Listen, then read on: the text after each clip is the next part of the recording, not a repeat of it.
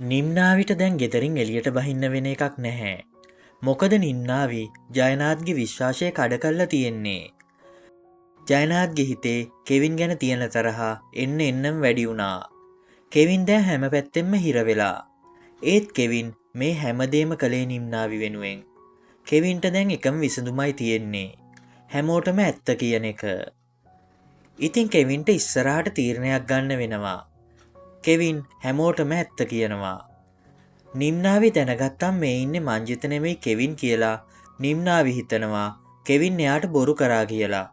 ඉතින් කෙවින් තේරුම් කරලා දෙනවා එයා එහෙම කරේ නිම්නාවිට තියෙන ආදරේ නිසා කියලා. නිම්නාවි මුලින් මේක ගැන තේරුම් නොගත්තත් පස්සේ තේරුම් ගන්නවා. කෙවින්ට ඊළඟට තියෙන අමාරුම වැඩේ තමයි ජයනාත්ට මේ ගැන තේරුම් කරන එක. කෙවින් ජයනාත්ගෙන් සමාව අරගෙන ඇත්ත විස්තරය තේරුම් කරලා දෙනවා. මේ ගැන ඔයාලට හිතෙන දේ පහලින් කමෙන්ට් කරන්න. වීඩියෝ එක හොඳ නම් ලයික් කරන්න. ඒ වගේම අපේ channel එක subscribe කරන්නත් අමතක කරන්න එපා.